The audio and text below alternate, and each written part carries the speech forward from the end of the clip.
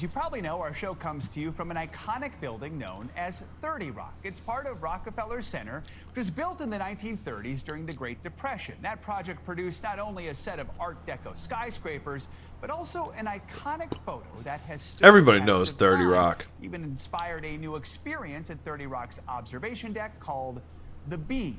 As for that original photo, it's a group of 11 guys eating lunch while sitting on a beam that... I love that photograph. It's one of my all-time favorite photographs. It's a really cool one. Above the ground. It's really cool. That picture is the focus of this new book titled Lunch on a Beam, The Making of an American Photograph. Here to tell us all about it is the author, Christine Roussel. She's also the longtime archivist here at Rockefeller Center and a legend here. Christine, good morning. Hi, Christine. Congrats on the new book. Thank you so much. It's a pleasure to be She here. looks like a party animal. Mystery, and we'll get to that in a second, but why did you decide you needed to write this book?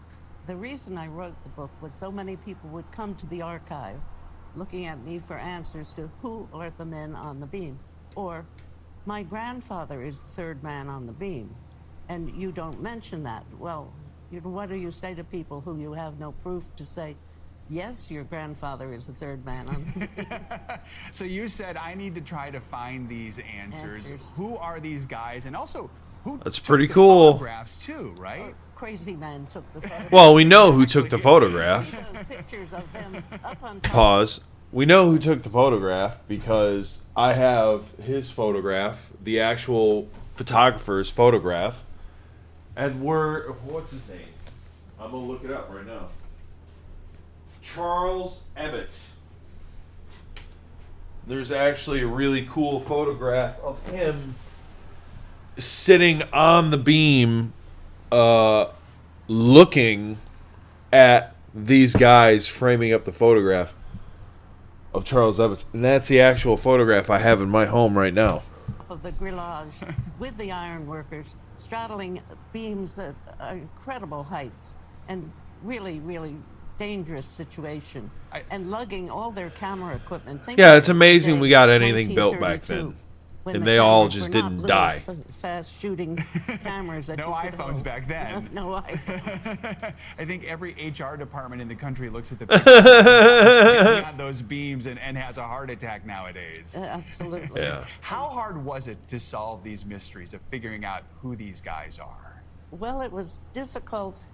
At first, it wasn't so difficult because we did have some clues in the archives on some of the original photographs, some of the original prints.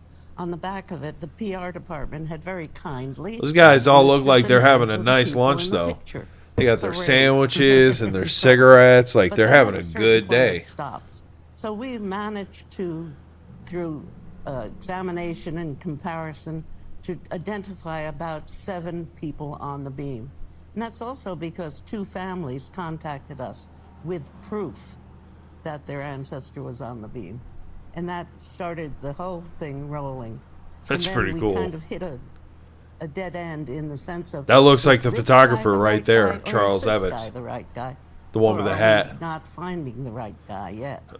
Conclusive in some elements, in others, the mystery maybe still remains a little bit. I love that. The mystery still remains. For the next book, a lot of people assume it's a spontaneous photo. Is that true? No. No. What was Yeah, it? it never seemed like Okay, it was. In those days, there was a PR man working for the Rockefellers named Merrill Kroll. Merrill Kroll set this, set the stage for these pictures to be taken. He sent up 3 stringers, Charlie Ebbets, Thomas Kelly, and Leftwich, 3 photographers to the top of the structure, to the iron beams, to take pictures. He also provided lunch boxes to some of the iron workers. I don't think they all got a lunchbox, but most of them did. So there was a setup day of shooting pictures of the iron workers at work. Well, obviously the iron workers participated because you see pictures of them lying down, you see them eating lunch, you see them standing there. Yeah, they were having casually fun. looking They're around like, like hell, we they're can fall off and dead. die. They're Let's still have on fun the with it. beam at 850 feet, you know, for midday lunch, lighting a cigarette, you Yeah. know, whatever they were doing, they participated with I think probably joy because they were getting paid also It was- towards it. It was the ultimate publicity shoot, and it clearly worked because we're talking about it more than 90 years later. We have less than a minute here, but I think it's Yeah, important to know it's a you long came time. to Rock Center because you were working with Vice President Nelson D. Rockefeller, helping him build his art collection. This Quickly tell lady's us so the story of old how she you worked with the became a part of the Rock Rockefellers. Center Good family. God. Well, God that's bless kind of you. interesting. He God approached bless me you. When I was leaving the Metropolitan Museum to work with him on his art collection and to provide a new business that he wanted to start about art. And we got started on this, and I will say I did not know as much about the center as many New Yorkers. I'd gone to the dentist at the in Rock Center as a kid. I'd gone skating. Yeah. But that was it until the day he invited me for lunch on a tour to have a tour of Rock Center. And he took you on a whirlwind tour. He took me on a whirlwind tour from the trash collecting to the Gardens of the Nations to every nook and cranny you can think of, or not even think of. And that really knocked my socks off. It was That's a pretty fabulous cool. tour. And here we are today. Christine here- Roussel, congratulations It's pretty on the cool. book and everything. We want to tell you, Lunch on a Beam, it's available in stores and online. I might have to pick that up. That's pretty sweet. I like that.